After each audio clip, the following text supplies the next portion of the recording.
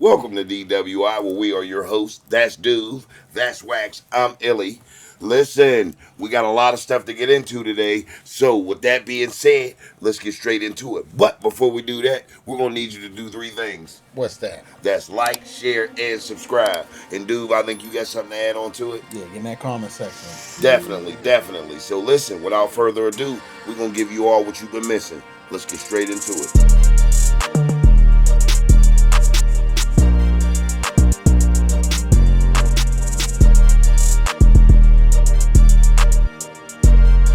Hey, fellas, listen. There's been a lot of stuff going on in the industry, man, and it's our job and what we do.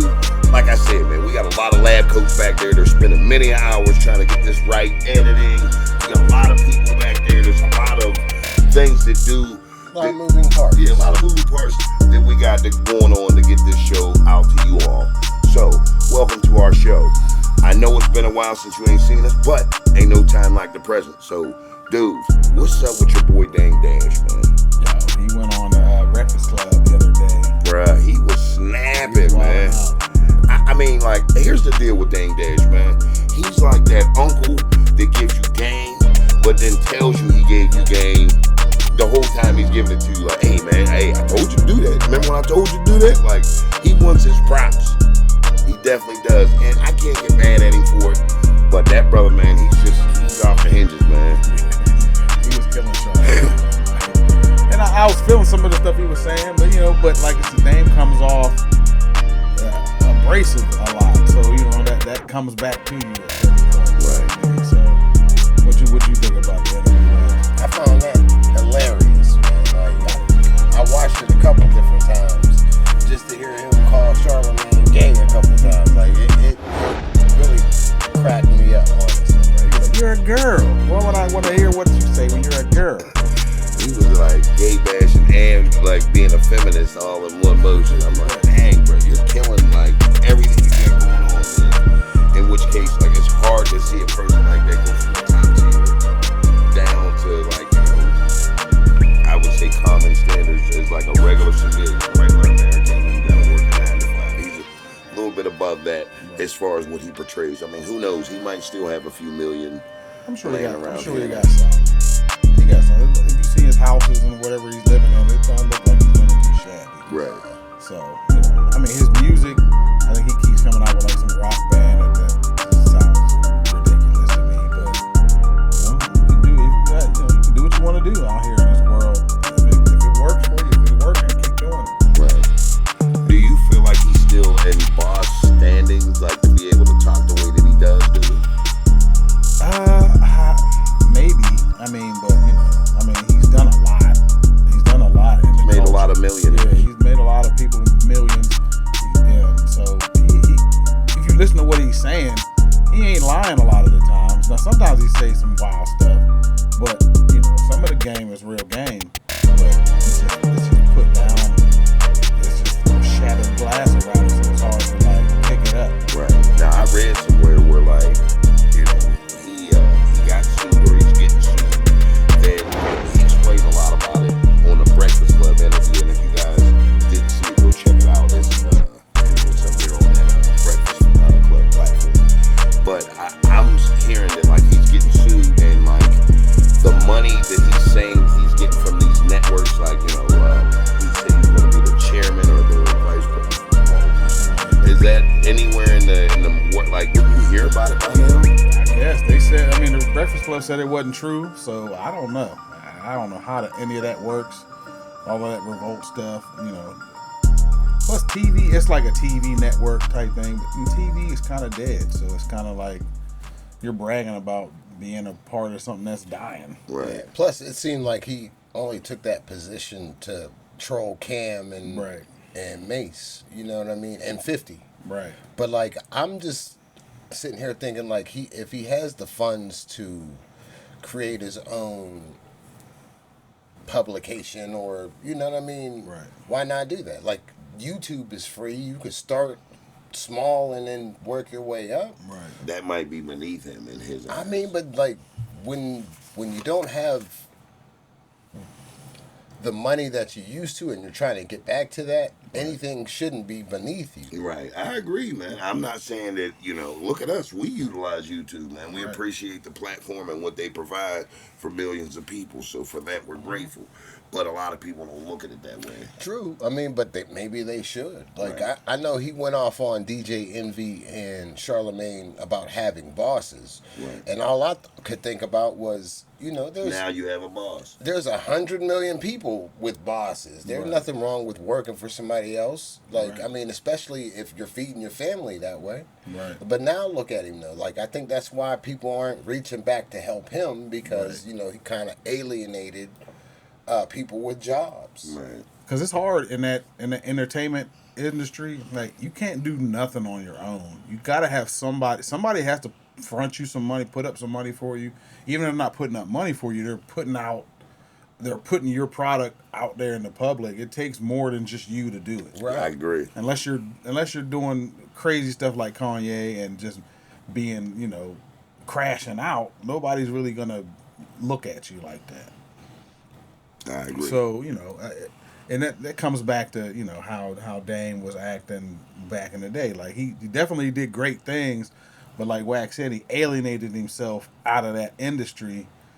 So you're not going to get any help. Like, you're not going to get no big company is really going to put their name on your product. Yeah.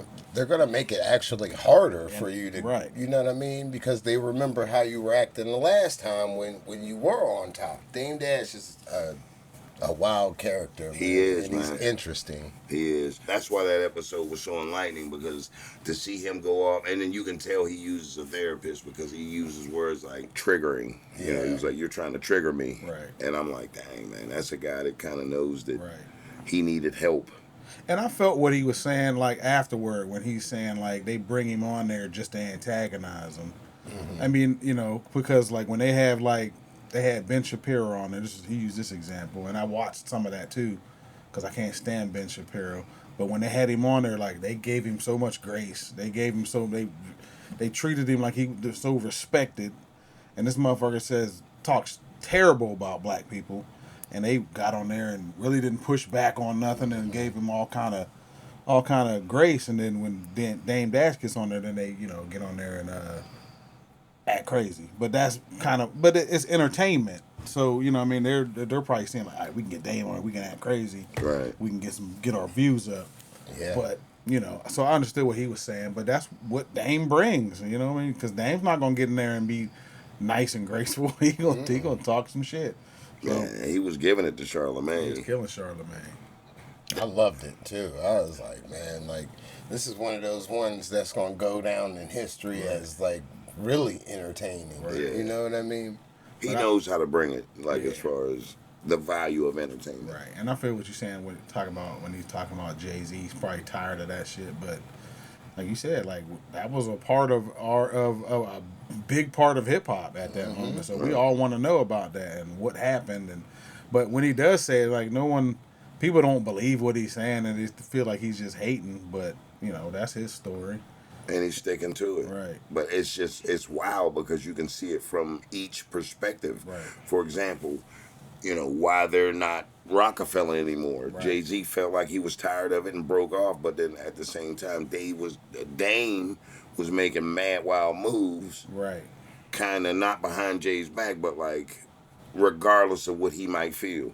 Right. Like, did you even consult with me on making Cam president and different things of that nature? So Right. it's like, I can see where you're both coming from. I think also Jay-Z probably realized later in his career, like, if I want to make billions of dollars, I'm going to have to get away from him because he's holding us back kind of by not, basically selling out or like, you know what I'm saying? Not. He doesn't appeal to everybody. He doesn't Well, have that too, that. yeah. But like, I need to do this to further my career Right. and make these deals that's not going to be spread, like the money's going to all come to me and not him and him and him. So like, I mean, it's kind of crooked and shisty in a way, but like at the same time, I'm not rapping to feed your family. Right. And you mix in, Aaliyah and all of that, the situation with them and all of that. So yeah, he's probably like, I'm done with Dame. You know what I mean? Like you said, I'm tired of splitting this up. I'm tired of having to do this and that. I'm gonna go do my own thing. But then, like, I don't know if he blackballed him. I can see leaving him, but if you leave him and then blackball him, that's some cold shit. Like, damn, like just leave and then let Dame do what he want to do. But if you're going behind the scenes, which I don't know, but if you're going behind the scenes and like putting up roadblocks for everybody, that's kind of corny. Yeah, that's kind of that's whack. But I don't know if he's doing that or not though. But if he is, that's whack. Right. But speaking of Jay-Z, you see he had a casino. Oh yeah. He had a casino I offer. heard about the proposal. Yeah, in Manhattan that got shut down. No way. Yeah. Did Nas get his? Nas got his approved. Wow. Nas got his approved. Now both of these cats don't own any. They probably own a small percentage, but they're just the figureheads behind it. But I know Jay-Z's punching the air right now. Yeah, once he's seen that Nas just went through, he's probably in there punching the air like Boys in the Hood. Like Trey from Boys in the Hood. Yeah, he probably went in the house stealing on the air. Bruh. They say Queens gets the money. Dang. You know what I mean? Damn, wax. These niggas run you niggas. Ask Russell Simmons. Damn. So do you feel like that had a play in life? Like that kind of like came full circle right there? I do. That's crazy, man. Hey, shout out Nas, man. Shout out Nas, man, because he definitely got it. You know what I mean? Like Nas has just been a authentic person from the door, man. Not to say that Jay hasn't, but like the changes of Jay-Z makes people either envy him or hate him. Right. Nas is still welcomed and loved. Like I feel like if Nas went back to the hood, he would be embraced. Not to say that motherfuckers might not still try to be getting at him, but he would still be embraced by a lot more people. Right. Jay went back, it might not be that, you know what I mean? Yeah, I don't know. Yeah, who knows? It's wild though because they regard both of them in a high light. They do. You know what I mean? Like, and one took this like a business route. One took like a humble business route. Right. And they both still line up at the top. Right. So, But I would rather have taken Nas' approach. Me too. Me too. Me too. Because like that just means I didn't screw anybody over. Right. I didn't try to. I'm allegedly, because I don't know for sure, but like there's been a lot of stories about Jay-Z blackballing people and doing things behind the scenes that. He's like, you niggas ain't seen blackball.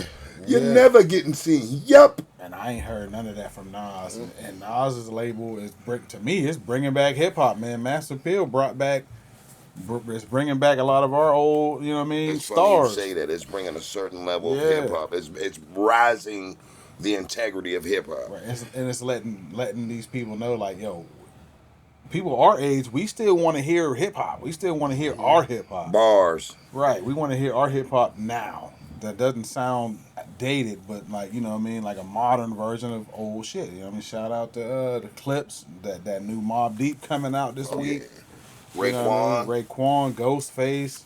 Yeah, they definitely, you know what I mean, made an impact on 2025. I was gonna say Nas did say hip hop is dead, and like he called that years ago. Right. And look where the state of hip hop has gone from like since that. Like you know what I mean? It kind of went downhill, and now he's trying to resurrect it, I guess. Right. That's because there ain't no money in it no more. Like, so That's it. So there's no care to put out a album that's gonna be. It takes a lot of money to make a good album. You know what I mean? And if you're not, and hip hop ain't making no money. It's not like back in the day where you had to, you had to print out the CDs or the tapes or the records. People had to get off their ass, go to the store and buy it. So in order for that to happen, it had to be something slamming. Mm-hmm. Now it's like you can make a whole album in your basement in a night, and a lot of these young cats is really doing that. You know what I mean? Like, and the product is just terrible. It doesn't withhold the stand of time, right? Or whatever the saying. The test of time. If it sounds like it's gonna generate money, they push it. Right. If it sounds like it's this sounds more violent than anything. Yeah. I heard a song called "Sex and Drugs" I think the other day. It was like sex, drugs. I was like, shit. Like they just went straight to the point. They like there was no seduction, there was no enticement. It was just I'm like, There's wow. no creativity. No. I saw like one of the they created an AI person to make music, and it's actually doing good. A hip hop artist. and Was that I don't- Timberland? Yeah, I don't- I know Timberland got one. I don't know if it was hip hop or not, but like their music was charting, and I'm like, this is insane. To But me, when they man. say that he got one, like, is he getting paid? I don't know how any of that works. I mean, it's probably cheaper than making real music. Well, because if Timberland created him, he gets every part of it. Probably. Yeah, I don't know how any of that works as far as money wise. But you got to pay the AI. Yeah, you got to pay him in terabytes. Like, Tara, go on in there. Listen, I think another problem with music just in general is the whole streaming thing. Like, Yeah, streaming ruined it. Right. Because it's like, you're right. Like, it's like you got every album, every song that's ever made in your palm right now. It's like you don't have to go out and work for anything. You know what I mean? Back in the day, you had your CDs or your tapes, and that's what you had. So Let somebody steal that little. man, you was stuck. Like, damn, I gotta go out and re up on all of this. And you know, man, you actually had to put your own your own equity into actually getting up, going to buy it, putting it in the tape, making sure it didn't get scratched, playing it back to back. Let me go ahead. let me ask you this, Wax. How many times did you have to rebuy your A CD couple. selection? A couple. And the wild thing about it is now, like, my whole collection is right here. Yep. You know what I mean? I used to have to go get, like, CD holders and towers and Yep. booklets and, like, Those little spray kits. Bro. You gotta clean them. now this is right here. And I didn't even have to go out and buy it just for that purpose. Right. You know what I mean? I could do 1,000 different things with this. How crazy is that? Yeah, We knew it was coming. yeah, it's crazy. But it kind of messed up the quality of the music. You know, it's just this oversaturated. Like, attention spans are bad. Like, all the songs are like 2 minutes. Speaking of quality, I didn't mean to cut you off, but did you know that Babyface, like the artist himself, was responsible for, like, more or less, if he would have kept the songs that he wrote for himself and came out with it, he would have probably captured every moment that we had as children growing up. He got himself. he got the money from him though. Bruh, There's more money in writing. do you understand the list of jams that Babyface, is responsible for? Oh, it's unlimited almost. It's like, man, every day you find out, like, wait, Babyface wrote that. He probably has to be the greatest songwriter, performer on the planet. It has to be. Like, because I would think, like, before, I would say R. Kelly was up there, but he's not. They always say that. Yeah, he's not touching Babyface. So I'm sorry. for sake of arguing, a lot of people say the king of R&B would be R. Kelly. Would you say the king of R&B would be Babyface? I kind of have If we're to. going I kind by of have to say accolades. that. Yeah, I kind of have to. You kind of have to put him there at this point, man. Like, when you look at all of the songs that he did, like, To name a few, My by Johnny Gill, Count on Me by Whitney Houston. Was that on the soundtrack of The Bodyguard? Or no, that was on the Waiting to Exhale soundtrack. That I'm assuming did very well, which if I can remember well. he wrote most of the Bobby Brown's those three jammers that he came out with. Like That Roni, that Don't Be Cruel album. yeah, Roni, Don't Be Cruel. What was it? Every Little Step I Take. And now that you're here, what is that? Yeah, I forget what it's called, but we know what you're talking I about. don't know. Rock with you. Yeah. And Rock with you. This is the thing. This is like the thing that gets me is he could sing just as well, if not better, than all of the artists he wrote But for. the songs all have a little trace of Babyface. in Yeah. it. You can hear it now. Now that we're saying this, I'm sure if you go back and listen to those songs, you can hear Babyface singing it in the Babyface voice. That Dreaming by Beyonce, Most Girls, I don't know who. Couple Boys to Men joints in there. Bruh, he wrote for the Miracles. The Miracles, or I'm sorry, damn, that was by Whitney Houston. Damn, but the brothers with the mustache, the Whispers. Whispers. He wrote for the Whispers. My Heart Is Calling. He wrote for Johnny Gill. He wrote for TLC. Bruh, he did a lot of TLC's hits, man. That Baby, Baby, Baby. Mm-hmm. Wax. That's one of the biggest fucking songs by TLC other than Waterfalls. Because it was a hit that all three of them was in on as far as when the group was all together with, without the unfortunate events that happened to Lisa Lopez. So, yeah, he got so many. So yeah, man, like he has to single-handedly be the best R&B artist / writer out there. Because I don't see too many people that can hold up to what he's done so far. Bro, he wrote for Luther. That's what I'm saying. And like different kinds of R&B too. Right. Like it was like not just like slow jams and stuff, you know what I mean? Right. There was like some New Jack Swing. Yeah, sentimental stuff in there, and it, like you said, it all had his fingerprints on it. You know what I mean? Right. Now, like once you pointed out like some of the songs that he sang, I'm like, I could hear that now. Right. Like I could see him writing that and singing it. After 7, didn't his brother sing in that group that After 7? Mm-hmm. That or is yours. I'll give you everything, every little thing, and more. I'll give you more. You got to love it, baby. Oh, my bad. Bro, that was my joint, man. They was dope. That he wrote that. You can see breadcrumbs and at my as far as Babyface's pen throughout all those songs, man. Right. He was a hit writing genius, man. So as far as CB, Chris Brown, and Usher and all them. I mean, you got them, but like I don't even know if they really write too much. They don't. Chris Brown might write his own because he's kind of like a little hip hop rapper type. Right. So he might write some of his own, but like. Like I said, being a writer is more lucrative sometimes than being an artist. He wrote End of the Road, dude. Yeah. So like because you think of publishing, because once you write it, the publishing is yours. So you got the publishing, then they're just a performer, so they only get like a third.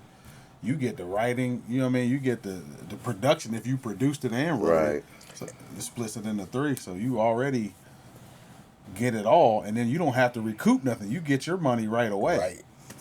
Off the top. Right. I wonder, is he a billionaire? Because he should be. He should be, but who knows? And he had LaFace Records. That's another aspect of it. Like he wrote Breathe Again. And then now that I'm thinking, and I can't stop thinking about. That has Babyface's fucking Babyface. Right. I'm sure you got come on, bro. You know how Babyface used to get into that shit, man. I think she put her little twist on it. She did, but it was Babyface. Because Babyface knows how to, bring that shit. He knows how to write for people. And that's a hard thing to do, too, is writing specifically for somebody else. Right. And that's what he does best. He did a song for Madonna. Right. So not only is it R&B, he kind of ventured into pop also. Right. He skewed his genre and went straight to another. You know how hard that would be? And like I said, so when it comes to that, it's like him and Prince. I put Prince as a writer. He wrote Shoop. Yeah. And I don't mean Shoop, dude. Shoot, I don't mean that. I mean all the Wait and Exhale joint, man. And I'll Make Love to You. Mm-hmm. He wrote those songs. And not for nothing, fun fact, I heard that Luther Vandross didn't have a real good pen, and he sang only cover songs. Yeah, he sang a lot of cover songs. Yeah. But he made them better. Yeah, he basically took them and made them his.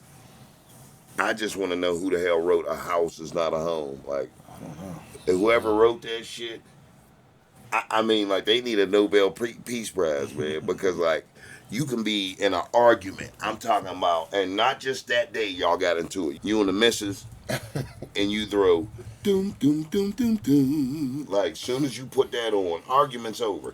It might, come back after that song's over, but how the hell you gonna argue when that song's on, bro? You just can't, man.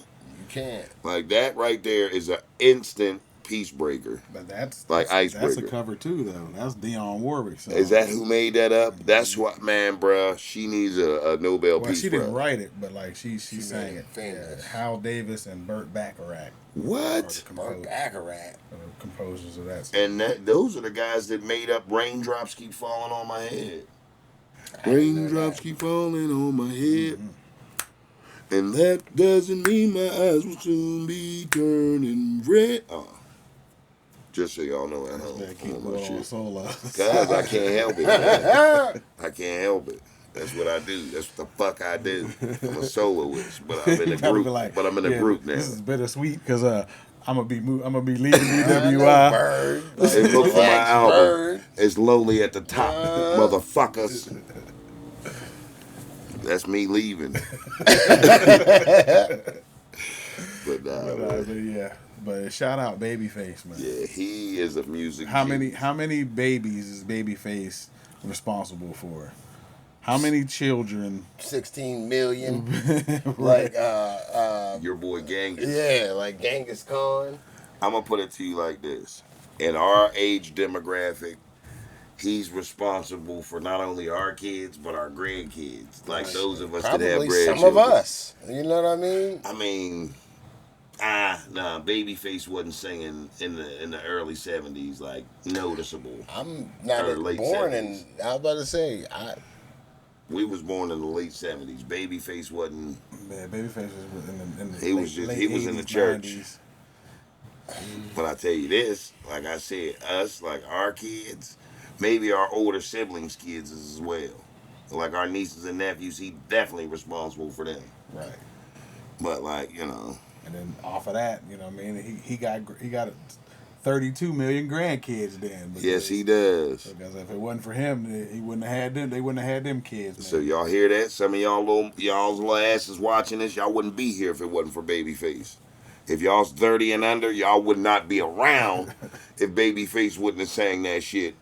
You know, Because your mom and dad had a nice night at the club. and they just wasn't fucking. They was love making. That was Right. love being made. You was made out of love. Nice couple extra shots of Henny. I mean, Some Incredible Hulks in Right. there, maybe. right, a little bug passion. Right. I mean, let's be honest. Some of y'all might have been made out of needing somewhere to stay in the wintertime and maybe some makeup sex, and maybe one or two of y'all was made out of hate sex. Right. But that's not the point. It ain't about how you got here. It's about what you do now that you're here. So, with that being said, fellas, y'all know what they say.